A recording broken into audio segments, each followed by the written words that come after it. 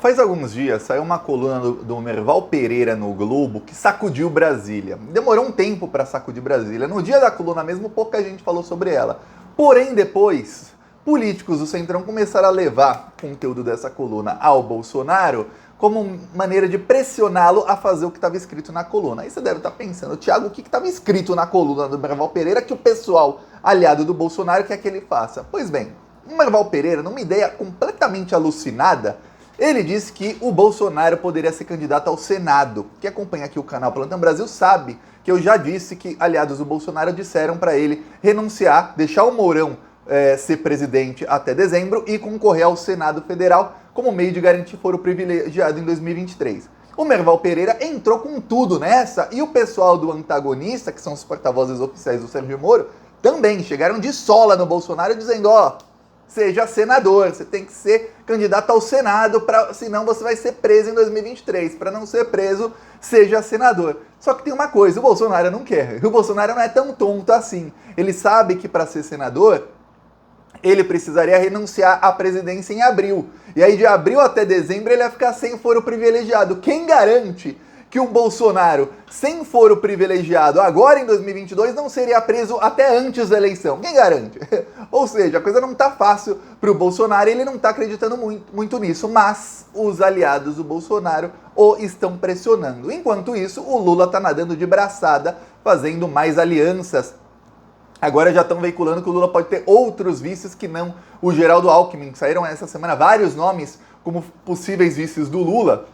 Eu vou explicar aqui o motivo, mas antes, um segundinho. Você é fora Bolsonaro, o que você quer? Não interessa o caminho. Se o que você quer é ver o Bolsonaro preso, pagando pelos crimes que cometeu, e principalmente o que eu quero é ver Lula 2022, que até a estrelinha vermelha aqui. Se você também quer, inscreva-se aqui no canal, aproveita também, curte o vídeo, olha um segundinho, não custa nada se inscrever no canal, embaixo aqui fica o botão inscrever, você clicando nele, pronto, maravilhosamente você estará inscrito no canal e fazendo parte da oposição ao desgoverno Bolsonaro. Aqui a gente faz oposição ao Bolsonaro, a gente resiste ao governo Bolsonaro, somos todos, eu e você que está assistindo, somos sobreviventes de um governo que está tentando matar a gente de tudo que é jeito, desde que assumiu, e a gente continua aqui resistindo. Então, um segundinho, inscreva-se aí. Agora, vamos falar do Bolsonaro senador, e depois das alianças do Lula um pouquinho só. Quem quiser que eu faça um vídeo só sobre as alianças do Lula, que as coisas estão se movimentando muito rapidamente, comenta aí que depois eu faço um vídeo só sobre isso. Olha só, Bolsonaro. O que acontece é o seguinte, aliados do Bolsonaro do Centrão, do Partido Progressista e do PL, já tinham falado para ele no final do ano passado, olha Bolsonaro, talvez você não ganhe a presidência da República, Bolsonaro, olha a pesquisa. Só que tem um problema. O problema é o seguinte, quando qualquer pessoa tenta falar para o Bolsonaro alguma coisa racional sobre a situação dele e do governo dele, o Bolsonaro responde com grosserias, com gritaria, ele está tentando negar a realidade. E isso o Ciro Nogueira já percebeu, o Arthur Lira já percebeu. O Arthur Lira não conversa muito com o Bolsonaro, não. Muita gente acha que os dois são assim. Não, eles conversam pouco. Mas vários interlocutores, intermediários do Arthur Lira conversam com o Bolsonaro. Então ele sabe por esses intermediários a temperatura em que estão as coisas lá no Palácio do Planalto. A temperatura é assim, esquenta muito rápido quando alguém fala alguma coisa que o Bolsonaro não quer escutar. Então muita gente, até os filhos do Bolsonaro, tem medo de dar notícia ruim pra ele. Ele grita, a gente sabe, você deve saber, já deve ter visto vários vídeos, como o Bolsonaro é grosseiro. Sabe a maneira como ele trata um jornalista, quando o jornalista pergunta alguma coisa que ele não quer? Fala, eu daria um murro na sua cara, falou uma vez para um jornalista, xingou jornalistas várias vezes. Pois bem, com os assessores e com outros, e com o pessoal do entorno dele, o Bolsonaro é 10 vezes pior. O que ele faz atrás das câmeras é pior do que o que ele faz nas câmeras. Quem acha que aquilo é só encenação, não, ele é aquele lixo mesmo. Então o que acontece? O Bolsonaro, pela primeira vez no começo desse ano, conseguiram assessores do Bolsonaro ligados ao pessoal do Ciro Nogueira mostrar uma pesquisa para ele de maneira mais ou menos racional, de maneira que não é como era antes. Mostrava a pesquisa para ele olhava e falava, isso aqui é mentira, sai, tira essa porcaria daqui, xingava. Ele olhou, eu já falei aqui no outro vídeo o que aconteceu, ele olhou, fez cara feia e falou, quer dizer que eu vou perder? Eu vou perder mesmo a eleição? E começou a xingar todo mundo. Aí ele começou a xingar, mas foi quando caiu a ficha, ele falou, opa, peraí, eu acho que eu vou perder a eleição. Depois disso, também já falei aqui, o Bolsonaro decidiu gastar 20 milhões de reais, é o maior valor da história, fazendo pesquisas em ano eleitoral para saber o que a população quer, o que a população não gosta no governo, tudo mais. Isso vai entrar em investigação e eu vou te dar um spoiler, ele não vai conseguir gastar esse dinheiro tudo em pesquisa eleitoral em ano de eleição. Não vai conseguir gastar. Mas ele decidiu que ele tem que ter pesquisas internas que ele possa acreditar. Porém, o PL, partido do Bolsonaro, tem uma pesquisa que mostra o seguinte. No estado de São Paulo, o Bolsonaro tem 26% dos votos. 26% dos votos, pesquisa interna do partido do Bolsonaro, que é o PL, que é o partido do Valdemar da Costa Neto. Ok, diante dessa pesquisa mostraram para o Bolsonaro, olha Bolsonaro, em São Paulo, você teve aqui 70 e tantos, 76%, se eu não me engano, dos votos em 2018. Nessa pesquisa aqui, claro, no segundo turno, no primeiro turno foi um pouco menos, mas 76% dos eleitores votaram em você. Aqui você está com 26% nas pesquisas, quer dizer, você perdeu metade dos eleitores. São 40 milhões de eleitores em São Paulo, você perdeu 20 milhões de eleitores só em São Paulo. A coisa tá ruim, Bolsonaro. Tá muito, muito ruim. E aí começaram a falar pro Bolsonaro, olha, mostraram o artigo do Merval Pereira, e vamos lembrar, o Merval Pereira, quando ele escreve alguma coisa, alguma abobrinha ou não, a maioria do que ele escreve é abobrinha mesmo, viu? Ó, se inscreve, eu tenho que ficar lendo Merval Pereira, olha que dá até nojo às vezes de ler esse cara. O Merval Pereira, ele simboliza a opinião dos chefes dele, que são os irmãos Marinho. Eu falei aqui outro dia como os irmãos Marinho são fascistas, eles são mesmo fascistas. São assim, eles são bolsominions antes do termo bolsominion existir. Lá 20 anos atrás, eles já eram bolsominions, racistas, coisa, lixo mesmo, lixo humano, são os três irmãos Marinho. Inclusive, eu falei aqui, foi no ano 2000, 21 anos atrás, que um astrólogo desconhecido chamado Olavo de Carvalho ganhou uma coluna semanal na revista Época, que era a segunda maior revista em tiragem do Grupo Globo. Em 2000, as pessoas ainda liam revistas. O Olavo de Carvalho tinha uma coluna semanal para escrever as abobrinhas dele na revista Época. Tiraram o Franklin Martins para colocar o Olavo de Carvalho a pedido do João Roberto Marinho, que o Roberto Marinho, não lembro se em 2000 ainda era vivo ou não, mas enfim, filho do Roberto Marinho e um dos donos da Globo. A pedido dele, o Olavo de Carvalho se tornou famoso. Tá, aí o que acontece? O Merval foi lá e falou, a opinião da Globo é essa. O pessoal começou a mostrar pro Bolsonaro. O Bolsonaro não quer. Aí começaram a falar, mas Bolsonaro, você vai perder a presidência. Em 2023 você não vai ter foro privilegiado. Você vai fazer o quê?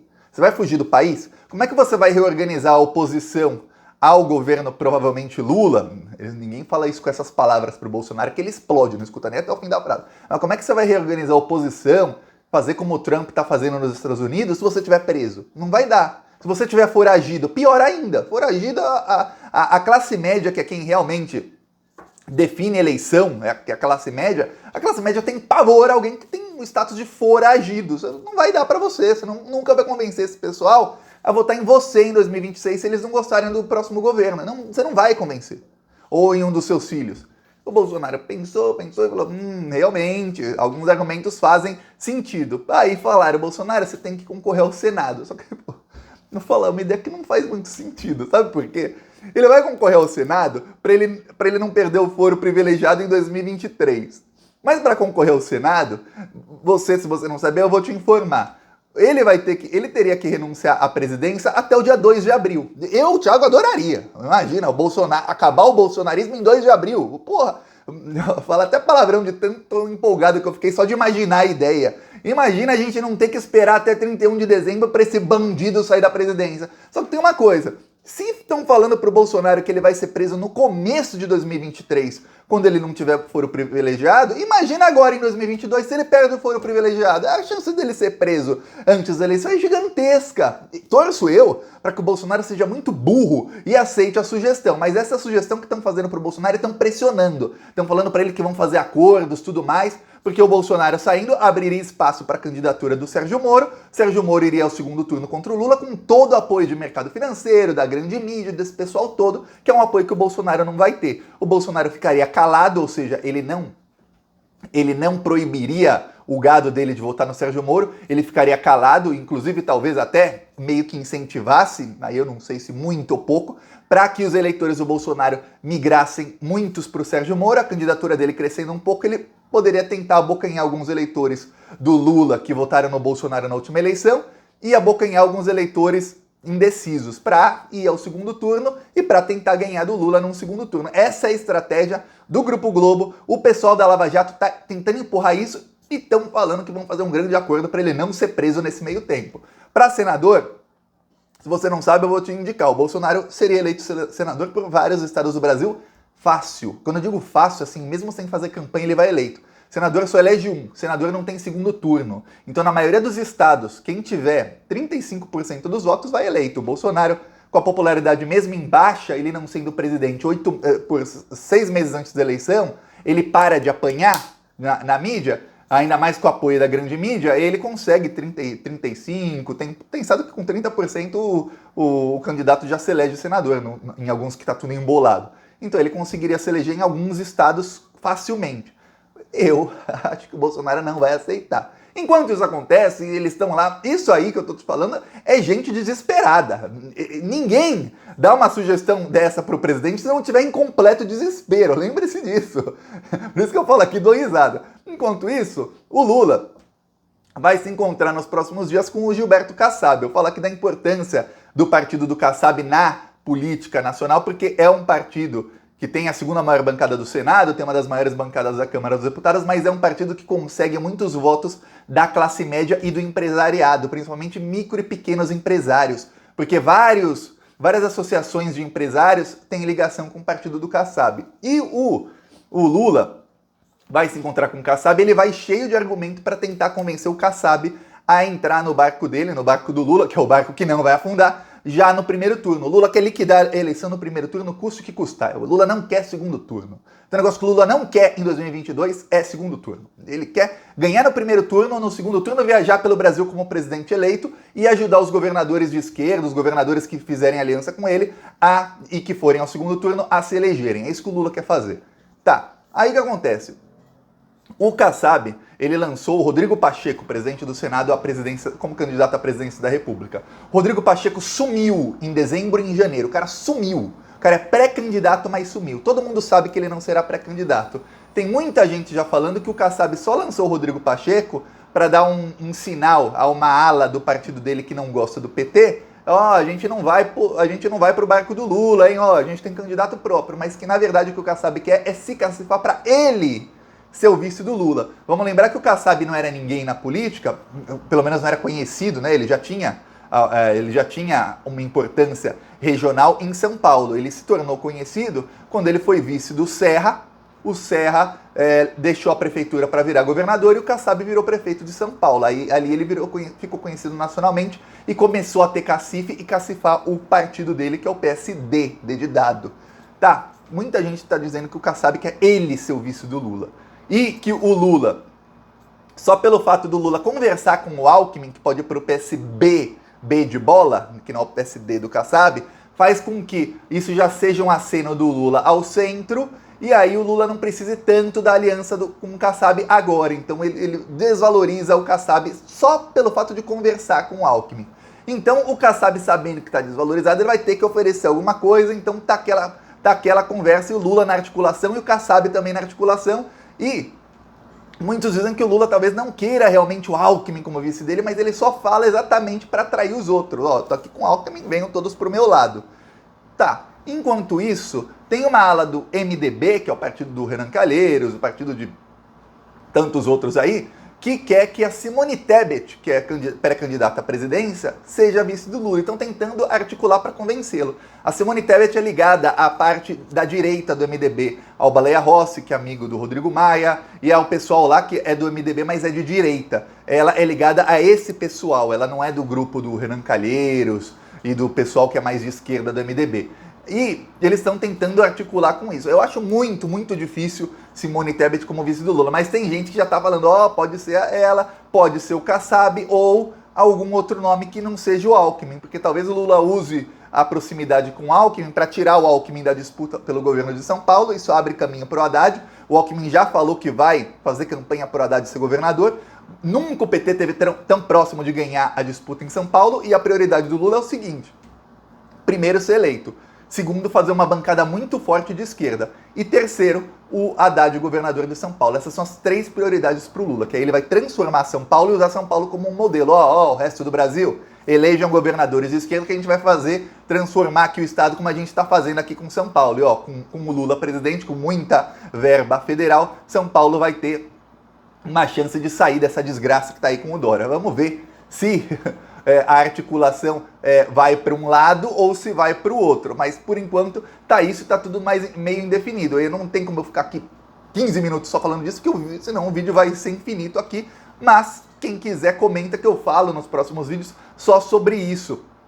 Sobre esse assunto, que tem muita coisa para falar, é muito xadrez. Xadrez, assim que você vai comentando, tem muitas camadas de informação para eu dar. Enquanto isso, eu vou mostrar aqui o nosso carro de som em Santos. Ó, a gente estava rodando lá faz 3 dias em Santos e não sendo o Bolsonaro. Ó. Mesmo na chuva, a gente vai lá.